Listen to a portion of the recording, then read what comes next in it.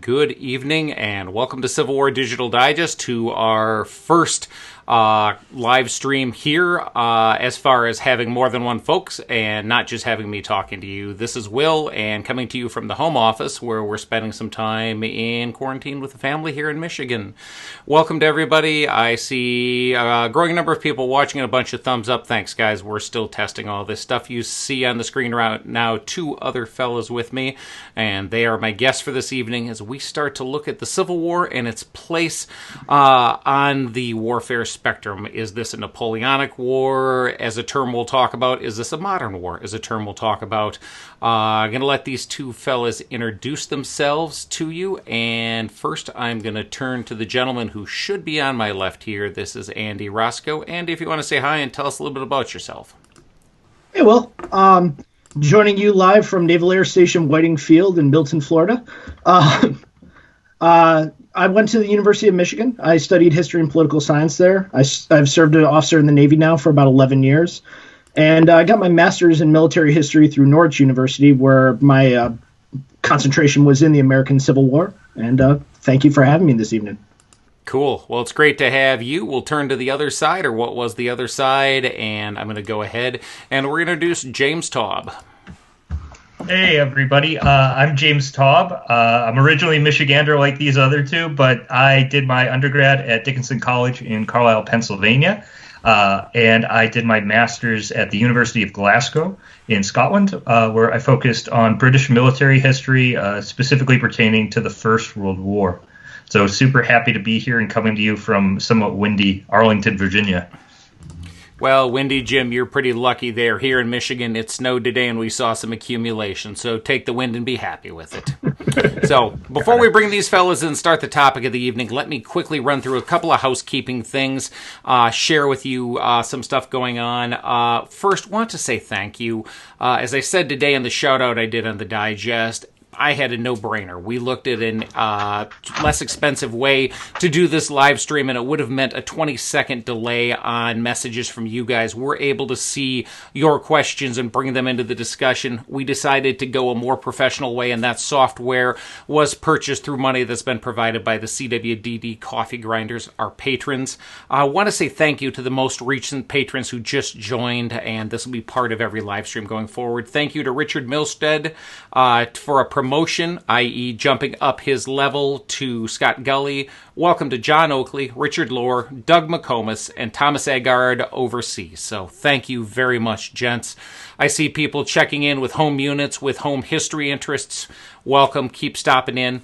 As we get started here, and I let the boys start to define the terms we're going to work with tonight, I'm going to put several links into the conversation here. First off, the coffee grinders do so much for us. If you want to take a look at what the patrons are, we're going to put a link to our Patreon page there. And I've often said, hey, the patrons are seeing some additional content. What's that mean? Recently, our webmaster, Kenny Pavia, has gotten together a page that'll allow you to see all 20, currently, titles of what the additional content is for the patrons. And when that pops up, you can click over there and take a look at that. The next thing, we set a bunch of this stuff on today's email newsletter. The newsletter comes out once a month. We're trying to build up a more direct way to get a hold of you when we have something good to say, but not bomb your mailbox and not sell those things. I'm going to put a link up for the mailing list. And finally, we're going to talk about a number of books tonight. If you want to do some further research, either books or Google Books or links, again, Webmaster Kenny's done a great job getting the research page updated. I'll put a link there. So, But before we move on, we need to define some terms. When we started the promotion, a whole bunch of you raised different questions about, hey, what's it mean a modern war? What's it mean a Napoleonic War? And I think what I'm going to do is I'm going to go ahead and, Andy, if I can turn, Andy, if I can turn to you, can you talk about how we're going to deal over the next few episodes of what we mean by a Napoleonic War? Sure. So Napoleonic War broadly is the wars that start with the rise of the French Revolutionary Wars, into the Napoleonic Wars themselves, which finish in 1814. There's the 100 Days War when Napoleon returns to power. But more broadly, it encompasses the wars of that period that use a certain kind of tactics. It involved a rise of more popular, massive armies rather than the smaller professional armies that characterized the 18th century. And it shows an innovation of tactics. There's a integration of the combat arms together in a way that hadn't been previously done. And generally, these wars include, the War of 1812 here in America and the Mexican War are all using these same levels of technology and tactics. Great. Okay. And then, Jim, let me turn to you. Obviously, we're a little bit into popular history as compared to academic history, where you and Andy often live. Go ahead and talk to me about how we're going to define a modern war through these discussions. Yeah, so it's very hard to kind of place where the idea of modern war starts. And academically, generally, we go all the way back to the 1600s. We go to around the time of the 30 Years' War and say this is where modern war starts. So even if you hear that term, know that we might not be thinking about aircraft and tanks and integrated combat, but we could be going all the way back to battlefields involving Gustavus Adolphus. The reason that we really narrow our lens here into the eras of the French Revolutionary, the Napoleonic Wars, and then up through the American Civil War to the end of the First World War is really something that Andy already mentioned, which is instead of small professional armies, the French Revolutionary and Napoleonic Wars saw this populist surge of the need of the citizen to owe something to the state. And then due to the Civil War and the First World War, the large amount of casualties you'll see, you then see the reverse. You see the state owing the citizen. So we're not only going to see a change in tactics for the first 90 or so years of this time period we're seeing, but then you see the reverse as the identity of the soldier becomes modernized, and you start to recognize what we might see today in a combat soldier. Great. Well, let's go ahead and throw it out then. That's sort of what we're going to talk about over the next couple of live streams when the three of us are together. Let's start this evening. We said we would talk tonight about the tactics and the troops. So basically the soldiers, their leaders, and their tactics. Let's work in reverse order. Let's start working with tactics. Jim, let's start with Napoleonic and take a look at how that relates to the Civil War and what we're going to talk about. Why don't you go ahead and take it here?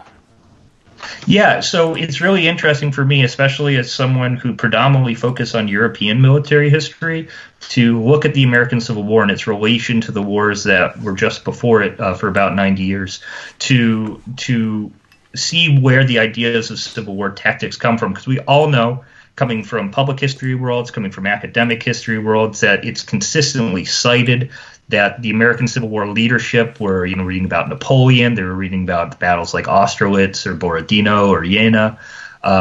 So I think it's important that we go back and see just what those tactics were to put it in context when we study the American Civil War. The tactics of the French Revolutionary Army and the Napoleonic Army, because this was this mass mobilization of the peoples of France and states aligned with France and the Napoleonic Empire, were tactics that had been developed during the mid to late 18th century by leaders like Gilbert, who was a French political thinker, and that had really come to be used with the armies that were completely conscribed of conscripts and volunteers from all representations of society.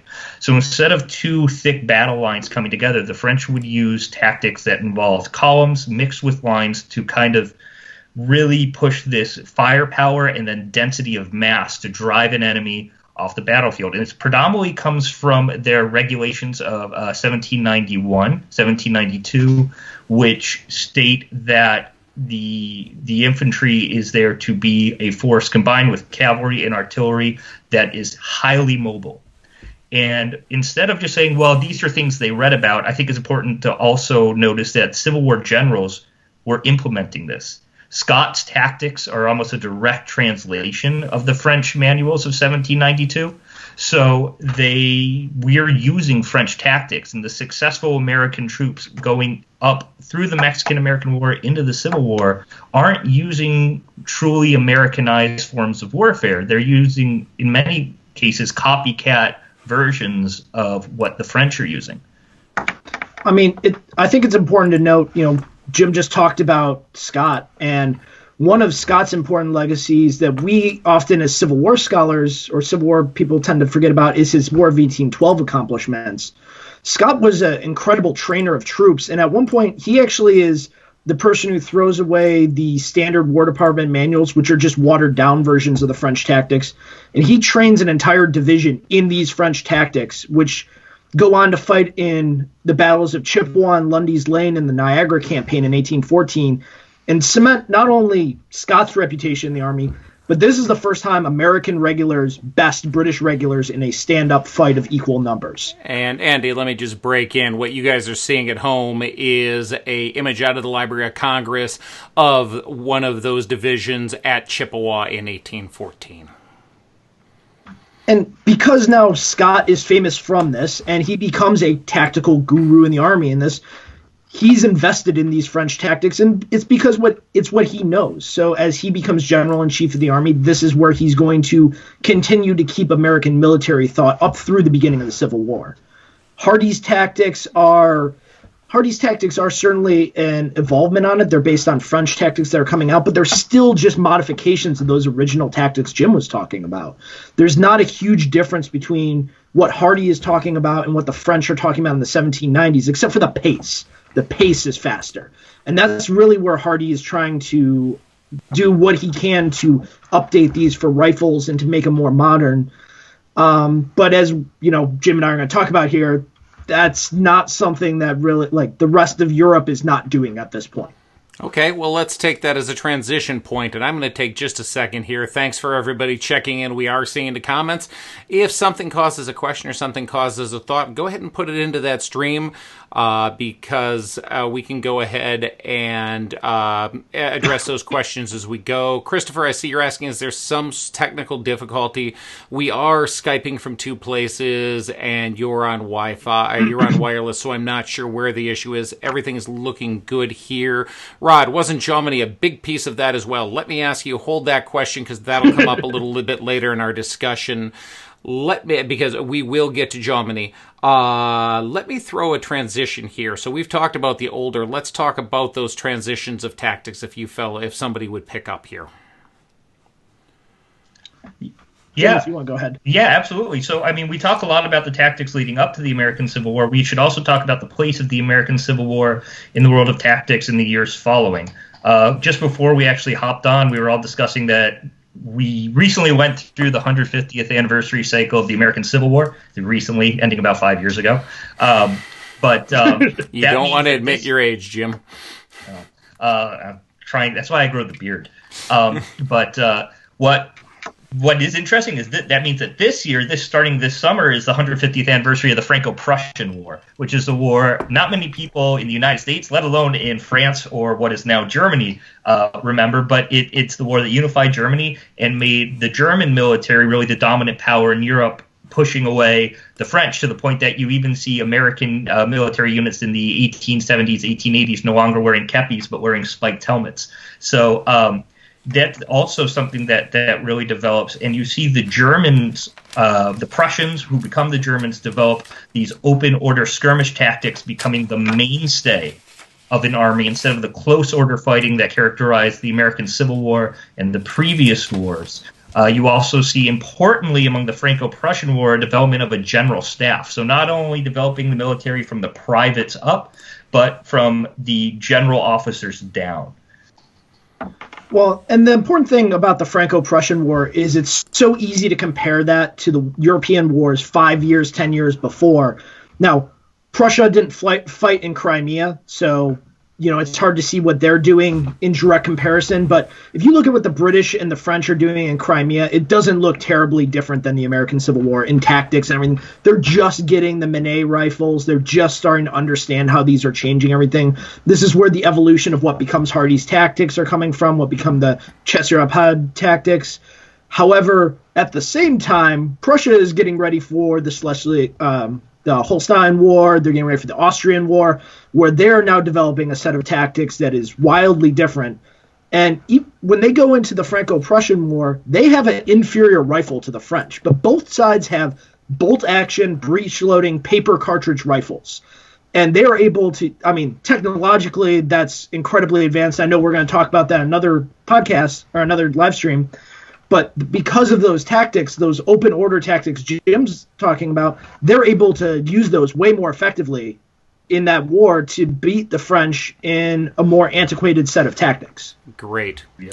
Well, let's do this. One good question came in, but before we get there, I know, Andy, as we talk, before we start talking about comparisons, there was one discussion. We're talking about speed. In speed in the Civil War, we often think of the cavalry. Let's talk about where cavalry is during the American Civil War. Yeah. The cavalry was the shock, in a lot of ways in the Napoleonic Wars was still a shock force. There's numerous cases of, especially the French had excellent heavy cavalry, and they were able to use it to great effect. One of the big things about Waterloo is that the French cavalry wasn't effective. That's one of the things that the famous story, British infantry in squares standing up to cavalry, was often an exception to the Napoleonic War. But fast forward to the Civil War, and the cavalry takes on a whole new role as a scouting force, as a blocking force. But in terms of that shock value, you really only see it in two places in the war on large scale. Famously, 3rd Winchester, Appoquin Creek, whatever you want to call it, 2 divisions of Federal cavalry crush the Confederate left flank. And then you have at Sailor's Creek, right in the last part of the war, you have another large charge of cavalry. But besides that, you don't see that saber charge crashing through infantry anymore. You see an evolution towards an auxiliary to the battlefield, rather, something to be used at the beginning, the end, not something that's a central force in the fighting itself. Great. Yeah. Jim, go ahead. It sounds like you got something there. Yeah, no, I think it's also really important to remember the place that we're fighting the American Civil War as compared to the wars in Europe. We have really dense woods in North America, and that's going to overly limit, and huge mountain ranges. If you look in the Shenandoah Valley, the Blue Ridge, that's going to also limit cavalry operations. And I also think it's important to remember that there are instances during the American Civil War where there are smaller scale cavalry operations that look very similar to Napoleonic ones. A personal favorite of Andy's and mine is Minty's Brigade during the Chickamauga campaign. Doing very aggressive tactics. And we always talk about the American Civil War cavalry almost completely fighting as dragoons, which basically means mounted infantry. So it is important to remember going into the American Civil War as well that American cavalry had its own tradition and its own uses. And that may be one of the few areas where they did really glide away from traditional European thinking in the pre-war years. Cool. Well, let me tell gents, so all you at home know, we've worked to get ready for this, to have this discussion, but we're ready for some conversation. I got a couple of good questions here from the chat feed. Let me throw out. Stan said, to what degree did battlefield phenomena between Napoleonic Wars and Civil War differ because of political objectives? Can it be said that the Confederate political goals were more roughly similar to the French in that a decisive victory that got the enemy to sue for peace would be sufficient, but the coalition, the Union, needed not just to defeat their enemy on the battlefield, but end them politically as an entity? Well, that's a broad question for sure. There's a common comparison between the Confederate position and George Washington's position during the American Revolution, that they could have fought a war of posts where simply by surviving long enough, by keeping an army intact long enough, they over time get the position of legitimacy because the Union can't destroy them. And frankly, that's what happened with the British. Washington and others could keep their armies in the field and fight a partisan war on the fringes and only fight when they had to. You certainly, and part of the discussion of is this a modern war or not, is this idea of integrating the political objectives and the military objectives into creating a cohesive grand strategy. And it's certainly a nascent thing during the Civil War, but whether or not it's on the same level you'll see in World War I think is where you start to see the breakdown of that. Okay, well, let me hold you there, because we are going to talk grand strategy in just a couple of minutes here. Jim, anything you want to hit there before I throw the next question at you? No, I think it just is really important to remember that even though we talk about the Napoleonic and French Revolutionary Wars being some of the first modern wars in terms of who's fighting, it was still a case of, I've defeated the enemy's army, I've taken their capital, they're giving up. And that starts to change with Napoleon's invasion of Russia, where he captures Moscow, defeats the Russian army decisively, but the Russians don't give up. And it's that mindset that enters the American Civil War is in, where there's the idea of, well, if we take Richmond, the war is over. And honestly, it's very amazing in terms of world history that the Confederates do agree. And I'm sorry there, gang. We've got a quick jump with Jim here. Let's see if we get him back. Oh. Well, welcome to doing things live. Welcome to doing things wireless. So, well, let me do this for just a second here.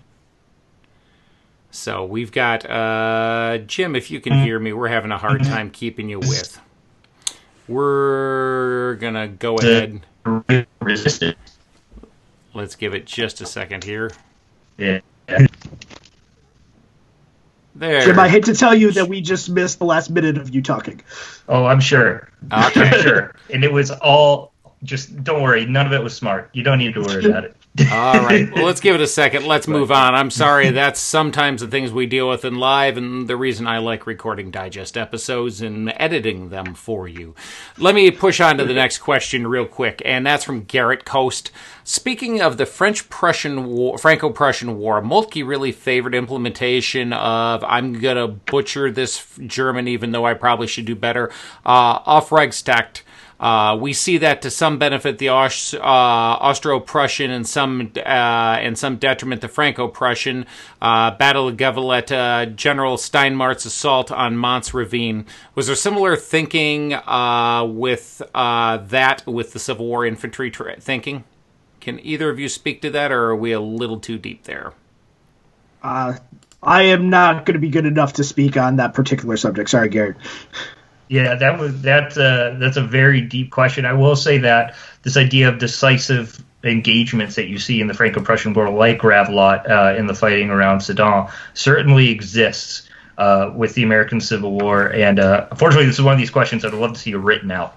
But the other thing to think about here as well with the American Civil War is there are many officers, particularly on the Union side during the early war, who preferred not to have large-scale casualty fights. Okay. Well, let me do this. Let me move to Ethan Whitehall's question, and then we will move on with the discussion. Would it be wrong to assume that cavalry in the Civil War really started to be used more for reconnaissance as well as fighting, delaying actions, and shock troops than previous world conflicts? And I think that's something we've already discussed. Does that feel right? We're using cavalry more for reconnaissance and fighting than we are for the shock troops that they were earlier? Yes, but that's also not to say that cavalry before this point didn't have... Cavalry was more specialized. You had different types of cavalry that did different jobs. And, with the American Civil War, we generalized our cavalry. And as a matter of fact, at the start of the war, we got rid of dragoons and mounted rifles and cavalry, and it all became cavalry, even though they're really dragoons.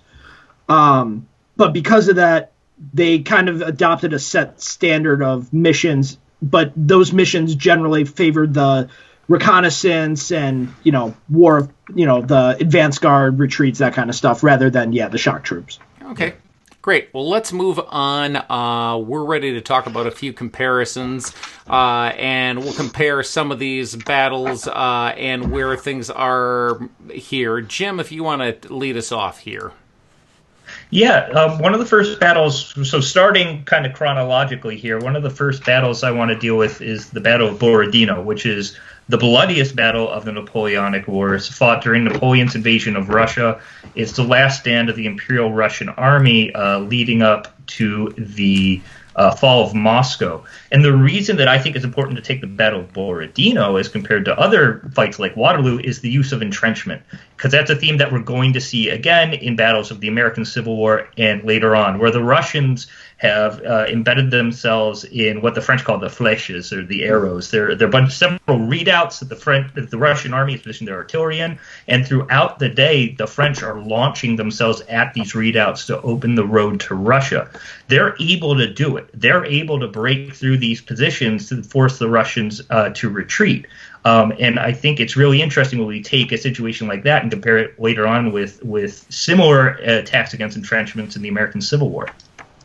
Okay, great. Let's turn. We have some of those. Let's turn. There's actually, as we talk about the Civil War changing and the battle and the landscape of the battlefield changing, there's two very different looks at types of fights in the Civil War, as we were talking about this, and that is Petersburg and Franklin, roughly in the same time frame, the end of the war, but different theaters, but also very different battles. Andy, if you want to take us through some of that.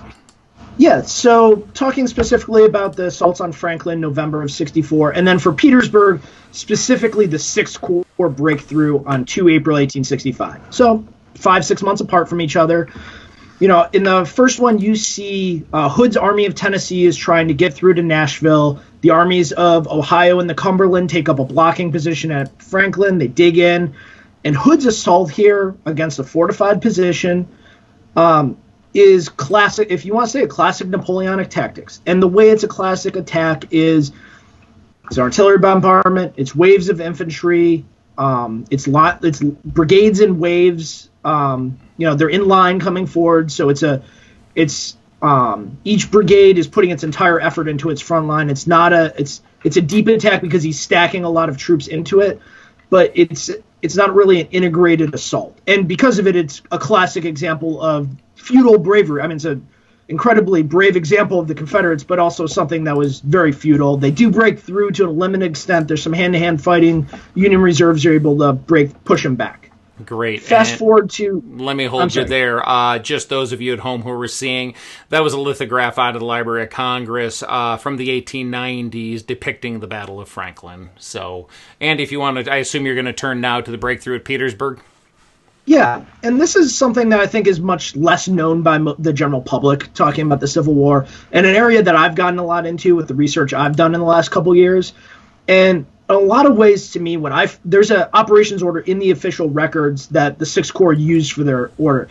It's a really interesting order. In a lot of ways, it reads to me more to the stuff that I've read for World War I than I've ever read for... I mean, it reads as a modern operations order in many ways. But it's an integrated idea that the Sixth Corps attacked with each brigade in a column of regiments. So each brigade had regiment stacked after regiment. So it was a deep assault. They preceded it with sharpshooters armed with Spencer and Sharp rifles. They had storming parties with sappers that had axes and things to break through Confederate entrenchments. And what they ended up doing is creating holes and using the sharpshooters to lay down a field of fire. They also had other sharpshooters and artillery firing over them. It funneled the troops through these breaks where they were able to get through. Now, the Confederate forces in this battle were spread more thinly. They were also at the end of the line compared to the Union troops at Franklin. So it's an apples and oranges to some degree, but it's a much more integrated approach to this assault. They had light artillery moving with the infantry forward, and they were able very decisively to break through the Confederate lines in a matter of only an hour or two. Cool. Well, thank you for that. Just a quick shout out here. Tattooed historian, our friend John Heckman, just chimed in with a welcome. And John, thanks for spending some time with us. Andrew, we're glad you're finding it super informative. Stan, my goodness, I'm going to get you on here the way you're writing dissertations in this comment theme. So be careful what you wish for there, my friend. It may go forward, it may go backward, but be careful, you may end up here. We're going to turn, looking at the Civil War and looking where we're going. We're going to move how the Civil War and the next layer in comparison goes into the Franco-Prussian War. Jim or Andy, who wants to take that? I'll briefly talk about it. And this is, and I know, Garrett, this is kind of what you asked about earlier. And broadly, we wanted to just say that the battles around Metz and Sedan in the summer of 1870, the Germans decisively attacked And when they attacked France after the beginning of the war, they were able to decisively move through, and they were able to use their open order, their rapid-fire rifles. Even though they're outranged by the French, they were willing to take heavy casualties to take positions. And I think that's actually going back to what Garrett was asking, is the Germans had superior artillery, and while they were willing to accept higher infantry casualties, anytime that they could get French artillery under fire, they were able to use artillery in a lot of ways to move the French out of the way. And it actually shows an interesting transition to World War I, where the majority of World War I casualties are caused by artillery. So you're starting to see now that these battles are going to be very brief, very bloody, and are going to quickly reach their decisive moment, because it's still a war. This is a war of maneuver. Cool. Okay. Jim, anything there?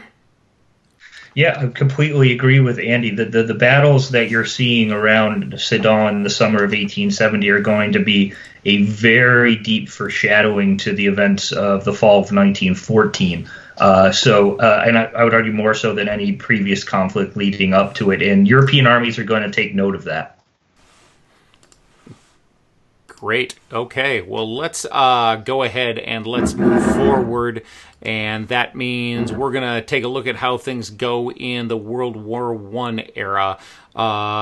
You know what? Real quick. Stan asks a quick question here, and I'm not sure which of you want to field it. Was it indirect or direct fire at Metz and Sedan?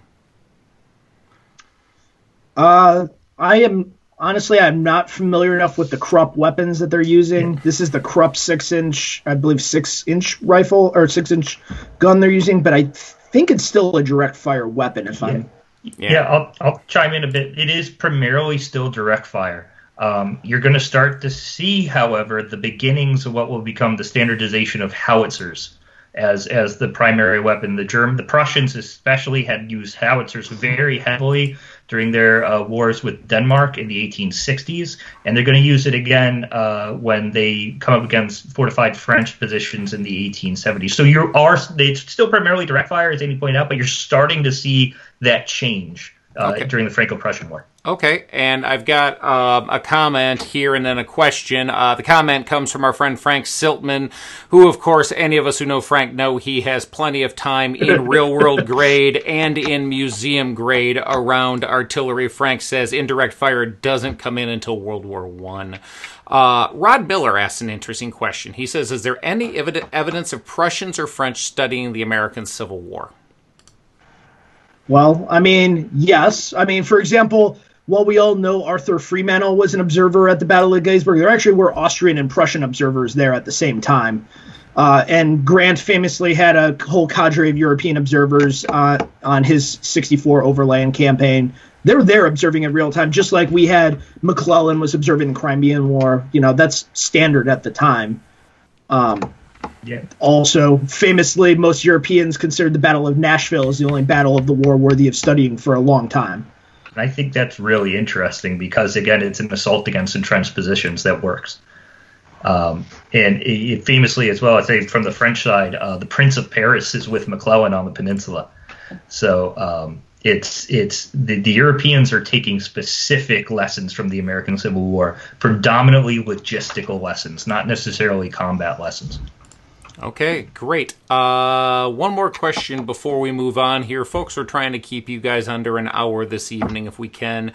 From Dan Wamball, would you say the improvement in accuracy and range in artillery is more or less significant to how warfare was conducted than the improvement in infantry firearms? Jim, you're the World War I expert. Yeah, I think that's I'm being polite. Oh man, I'm going to try to keep it so we stay in an hour. I would say artillery is the more important weapon when looking at the start of the First World War. Obviously, you have amazing infantry rifles, which we'll talk about later, so I'll hold off now, that characterize the start of the First World War. But if you look at what the nations are really promoting, especially the French 75, the French 75-millimeter cannon, this is their pride and joy going into this rapid-firing artillery piece. So it's going to be the artillery that, A, is going to be the main killer, but B is also going to be driving the tactics of the First World War. Okay, great. let's go ahead and do this. We've got a couple other notes. Garrett Koss does say about observers coming over. Prussian is not necessarily coming with order from the Kaiser. The Prussian observers, like the engineer Lieutenant von Schlee, comes of his own accord. So there are apparently some people who are interested in following orders and doing their job, like Captain McClellan, who goes to the Crimean War. But it looks like there's also some people who are truly interested in the art of military science, and we'll see some of that here as well.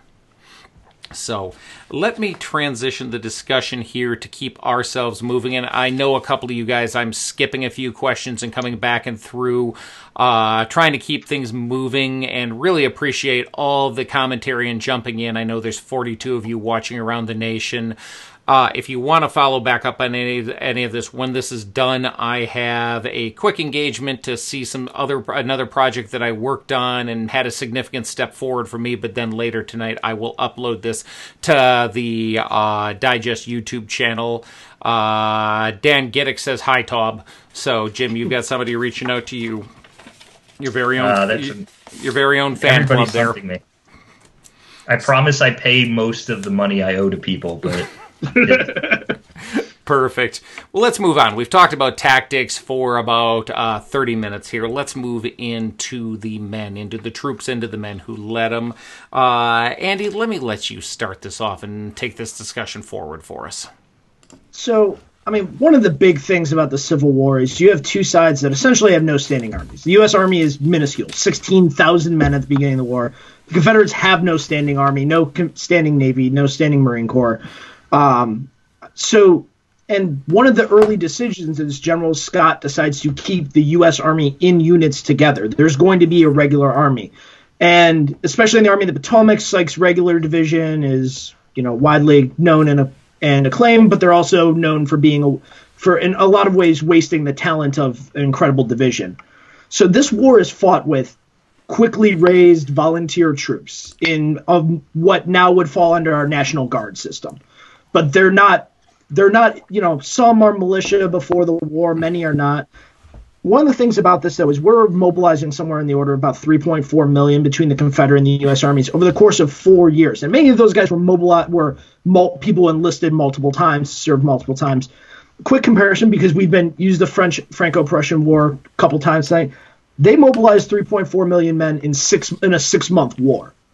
So both of those armies mobilize incredibly quickly, but part of the reason is because, like Jim talked about, these are nations under arms, where service is compulsory, men serve several years in the military, and then they go into a reserve system. The French and Prussians have large standing armies, hundreds of thousands of men, but they also mobilize reservists, hundreds of thousands of reservists in the first days of the war. It's a race to get men to a recruit depot, or to get to a depot armed, equipped, and to a unit in the field. And this is the Civil War. I mean, really the first year of the war is almost a wash in the Civil War because the armies just aren't there yet. They're still trained. They're still just armed bands of people who don't know what they're doing until at least 62, besides a few cases, Cool. Well, we'll take just a quick second to say thank you to Aaron Matters. If I'm pronouncing the last name right, he says, I've never been more intrigued in a live stream in my life. Thanks for that. We've worked hard to get ready to bring something to you that's something that you might learn a little bit by, something that hopefully you'll have a lot of fun with, maybe something that'll make you want to read a little bit more, because let's face it, a lot of us are not going anywhere very quick. So with that, Andy, I'll let you keep going. So that's part of like our mobilization, and I think Jim had some stuff he wanted to talk about with the way the men were being trained at this point. Yeah. I think one of the things that pops up with this amount of men, both in all of these wars we're talking about, is just the sheer pressure that causes the military system to turn these men from civilians into soldiers. And you'll see, obviously, in the American Civil War, you've got regimental training camps. Old Fort Wayne in Detroit is a great example. All of the areas around here in D.C. were training camps, in Northern Virginia for the Union Army. So, but it's not really an industrialized system like it becomes in Europe with the Franco-Prussian War and then with the First World War. There's this expectation that the average soldier in Europe in the years after the Franco-Prussian War is going to have been trained as a professional. He's going to be much more highly educated.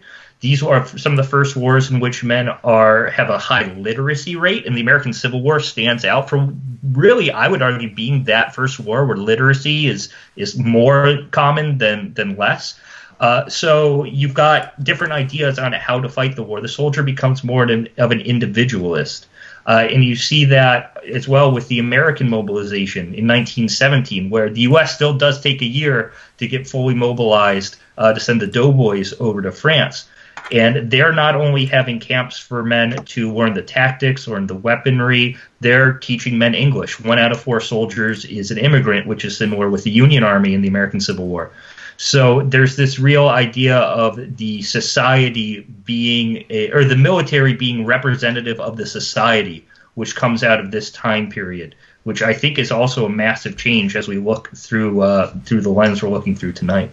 Well, and there's some great studies that have come out in the last few years about like Washington's army, the colonial or the Continental Army towards the end of the American Revolution was widely not representative of the public. It skewed way more immigrants. It skewed way younger, and it's showing that in a lot of ways, especially European wars of the 18th century, you see your military generally being drawn from lower, poorer classes. Like that standing army is not representative of the population at large. And one really, just to wrap real quick, one really interesting comparison, I think, to take from the American Civil War to the First World War is obviously we all know about the draft in the North during the Civil War. If you had enough money, you could buy your way out, or you could buy your son's way out of the draft. They do away with that for the First World War. They want the Army and the military as a whole to be representative of the United States. Well, and I can say, I'll chime in there for just a quick second, and I'll let you finish up, take it to World War I. Here's a real-world, we talk about connections in Civil War Digital Digest. The real-world connection for me is I've been looking for a way to get into the Sons of Union Veterans for several years. My grandfather's last name is Hayes. We thought for years relationship to Rutherford B. Hayes. That's a great family fallacy. The entire family's in Wisconsin and in Iowa during the Civil War. My aunt's doing tons of family genealogy, and she shows up at Christmas one year, and she says, well, I'm sorry, we don't have any Civil War veterans. One of your uncles in 1862, in the late in the year, sold one of your great-great-uncles, sold one of the family farms for $300. I looked at you. Laugh, Andy. I looked at her and I said, "I know exactly what that is." And she said, "What do you mean?" I said, "That was a draft dodge, or that was buying your way out of the draft." She said, "What?" I said, "You sold a farm for exactly how much money it took to buy your way out of the draft during the Civil War." Yeah, coincidence. I don't believe in that big of a coincidence. So, Jim, let's take that. I'm sorry to cut you off. Talk about Wilson going forward into World War I. No, absolutely. I just think as we talk about comparisons, we talk about Scott being a veteran of the War of 1812 and guiding the Army through the brilliant campaign in Mexico. We have to remember that getting into World War I, not only for the United States, but for all of these nations, the leadership of that generation will be the children to experience the American Civil Wars, the Franco-Prussian Wars. So they're going to have a wide impact. Wilson grew up in the South during the Civil War years. So you might kind of see why he was originally had a very pacifist stance towards the United States entering the First World War. Also important to think about. Cool. Well, and in this discussion on men, too, one of the things that's really important is with these new weapons, this doesn't get talked about enough. There's been a lot of great studies by people like Patty Griffith, Earl J. Hess, and Brett Nosworthy. You can't talk about this without talking about those guys, about how everyone talks about how the rifle musket was this game-changing, epoch-shifting weapon. Problem was that the average American soldier had no idea how to estimate range. And it turns out that if you misestimate the range by like 50 yards, you're going to completely miss the target you're shooting at. And one of the things you see in the professional armies, Britain famously opens its school of musketry in Hythe at this point, which is still around today. And you have American officers like Cadmus Wilcox and Harry Heath going to these schools, writing manuals, which Heath's manual becomes the standard Army marksmanship manual right before the war. But because these guys are being trained so quickly, they never get this. Besides units like Berdan's sharpshooters, or as has been shown with the sharpshooter battalions in Lee's army, they get this training before the 64 campaign. Suddenly, they're way more effective, and you have to worry about guys actually being able to hit things at distance because they know how to range estimate with these these rifles that shoot these really parabolic trajectories. Great. Certainly see that. Thank you for those making the nice, kind comments about my family history. Let me go ahead. I'm going to bring up all of you guys before we transition. All three of us are on screen here. Our historian friends don't have the advantage necessarily of seeing what you guys do at home. I'm going to throw a couple of questions at you here. There's tons coming in, and they're great. Here's one from Eric Urbanus. This is a fantastic stream. Thanks, Eric. Since we're talking about the organization of troops at the start of the war, I have a question. Where does the Legion concept, i.e. Hilliard's Legion, come from?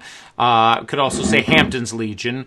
And how do those legions perform during the war? I assume not particularly well, since they're mostly gone by the end of 1862.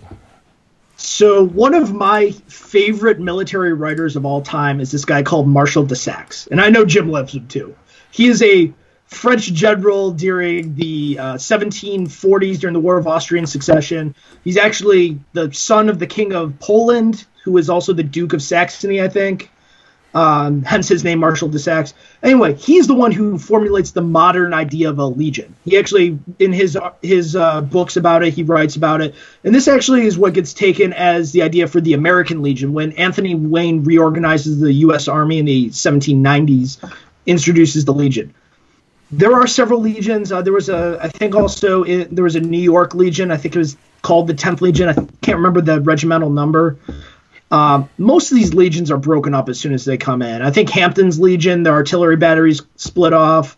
The cavalry forms its own little battalion that fights as the Hampton's Legion cavalry. But I don't think there's any great examples of the kinds of legions you see, like going to the American Revolution, Lee's Legion or something like that.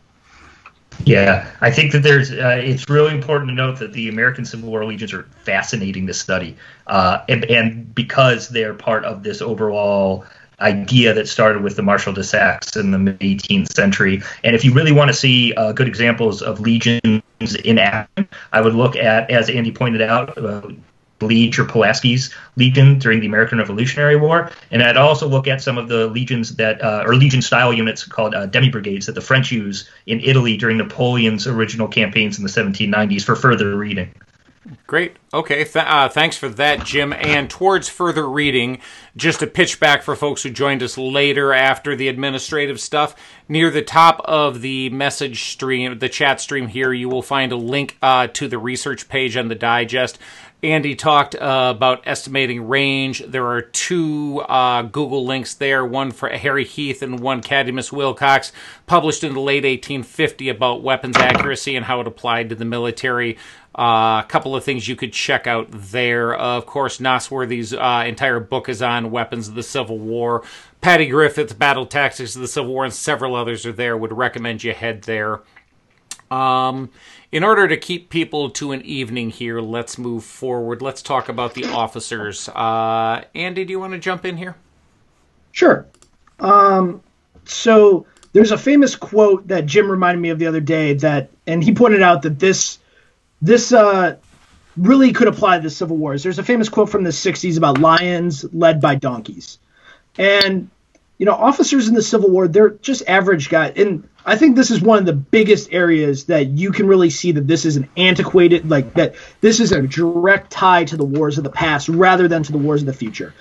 When you were a volunteer officer, you were able to get guys to come in. They made you a captain. If you were cool enough, they made you a colonel. If you had enough political connections and stuff, it had nothing to do with your intelligence. It had nothing to do with your merit. It had nothing to do with. It was literally about your personal charisma in order to attract people. That may or may not be based on some experience in the militia or the Mexican War or anything like that.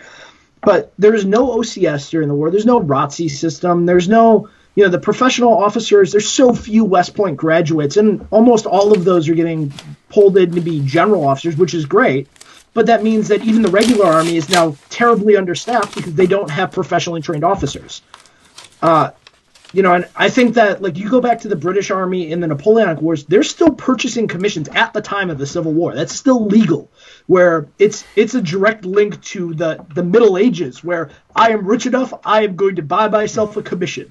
I mean, that is how, Wellington is the perfect counterexample to why that system is terrible. He's a great general who came out of it, and that's the only reason he got so high so quickly. But there's plenty of other examples of terrible British generals who bought their way to the top. Well, let me just stop you there for a second, because I talked earlier about how, hey, we're going to say Napoleonic War, we're going to say modern war, and there's going to be a little bit of gray back and forth. Jim, there's gray right here. How late in the calendar can you buy your commission in the British Army? Yeah, so it goes until the Cardwell reforms of 1871, which is where officially they do away with it. Now, they originally created a commission in the aftermath of the Crimean War, 1854, 55, 56, that basically starts to say, maybe this isn't the best idea, but it's not officially done away with until the early 1870s. And even though we don't have that practice in the United States, I think it is still really interesting to look at who was officering the Union and Confederate armies, because it did still tend to be men who came from money. So it's in popularity buys commissions in many ways. So. Well, then obviously that's not right. If popularity buys commissions, Rod, that's not how I get to command at events. Obviously, I have to pay people, not buy commissions. So it doesn't have to do with popularity. It probably has to do with other things. Very funny. So here's a question from Dan Giddick before we move on. Do you think the wars of Italian unification had an impact on officers' thinking? I would say so. Going on contemporaneously, really, with the American Civil War in many ways, the unification of Italy. Of course, you have Garibaldi and the Kingdom of Sardinia trying to unify Italy, but then they're supported by the French and they're countered by the Austrians. So you have really decisive fights like the Battle of Solferino, which are huge casualty engagements. I think that really the officers that are studying those battles are taking away the shock value of firepower from them. You see the French light infantry, particularly the Zouaves, coming out as real heroes of those campaigns in France, defeating the more heavy marching, slower Austrian grenadiers. So I think really that speed, and as Andy pointed out earlier in the stream, it's not a massive change from the French revolutionary tactics of the 1790s. The big change is speed, and I think officers looking at the Italian campaigns are really taking that aspect out of them. Cool. Here's from Stan. The French artillery at the time of the Revolution recently retrenched in the somebody fixed me Gribeval system emerged as one of the strongest branches because its technical emphasis, it was a middle class or a workman's branch. Well, and Stan, that's a great question. We are going to talk about the artillery, technically some other stuff later, but we were in our pre-stream discussion, we were talking about this, that the professional European schools originally are not started for infantry officers. They are started for artillery and engineer officers. Sandhurst is a great example. While people could buy commissions in the infantry and cavalry, if you joined the Royal Artillery or the Royal Engineers, you went to Sandhurst and you got professionally trained and you moved up through seniority only. The artillery and the American artillery has always been, going back to the Revolution, for whatever reason, one of their strong points. I think it's interesting how it appeals to that middle class workmanship character that we really enjoyed, especially in the 19th century. But even you look at the Civil War, if there's one part of the regular army that consistently punched above its weight, it is the regular artillery batteries that form the backbone throughout the entire federal armies, and the officers that then went on to form really great artillery and Confederate units too. Great. And I think one really important thing to very quickly point out is we call it the Napoleonic Wars because of Napoleon Bonaparte, who was an artillery officer. So there's a great real focus there on the technical and intelligence skills of the officers coming from those kinds of branches. Cool. Garrett, I need to keep moving to keep this stream down in time. Andy and Jim, there's a question from Garrett here about our relationship to the armies. If you'd take a look at that afterwards and maybe handle it in the chat function there. Let's move on. Let's talk quickly about general staffs and then talk about and use that also to move up to sort of a little bit higher level talk about strategy. We've talked a lot of things really heavily at the tactical level or low strategy level. Let's sort of move our way up to the army and strategy world. Yeah, Jim, if you want to go ahead on this. Or I can Sorry. Oh, no, I've been trying to be professional and muting myself when I'm not talking. But so that's one of the major themes that comes out of this. If you're a Civil War general and you turn to your staff officer and you say, go tell that brigade to move up in that hill, he might repeat that order to the brigade commander somewhat differently than you worded it. And the brigade commander might hear it somewhat differently. So the big thing that comes out of general development and general staff development is standardization. The real leaders of this are the Prussians. They're also going to be using schooling. There's this idea that, okay, I want to join the military. I go to a military academy. I get my commission. I go on. They bring in this idea of, well, you've been in the Army for a while. It's time for you to learn how to become a leader as a general of a large body of men, including logistics and combat power. So they're going to start programs like staff rides, which most militaries in the world still use today. Go to battlefields, study the history, study the tactics, learn a lesson. So that's another major improvement that comes out of there. And they're also going to look back towards political or military thinkers and have two real schools of thought come out of there. Yeah. The school of thought that really dominates the Civil War is by Germany. This is going back to the point that was made earlier. There's two schools. There is Germany's school of thought, and there is von Clausewitz, who is a Prussian general school of thought. These guys are fascinating because they're contemporaries. They are both high-ranking officers during the Napoleonic Wars, during the wars. Germany is a general brigade and then division in Napoleon's army. I believe he serves as a corps chief of staff. Von Clausewitz, when the Prussian army, he serves the Prussian army. When the Prussians get taken over by French, eventually he joins the Russian army as an emigre officer because he can't stand Napoleon. And then when Prussia switches back to the Allies side, he comes on and he's at the Waterloo campaign as a corps chief of staff. He's fighting at the Battle of Wavre, which is the delaying action that keeps Marshal Grouchy from coming to Waterloo. So these guys know of each other, and they read each other's writing. So it's an interesting one. This is a huge chunk of reading for the Command and General Staff College to keep it very broad strokes. And I apologize for the people who know way more about this than I'm going to say here. Germany's idea is still based in this limited war. Like Jim said earlier, I took your capital, I took your source of supply, I defeated your army in battle, the war's over. And he does talk about things like diplomacy and stuff, but Clausewitz is the one that is integrating this idea that war is the extension of political means. There's the famous quote about that, but he is envisioning what becomes the idea of total war. The idea that you are using the entire resources of your nation and you are going to target not just the enemy's army, but where is their source of strength? Where is their ability to create resolve and destroy it? Great. And Jim, do you want to talk about this briefly going forward as far as what goes on, what we're establishing as we go forward with this?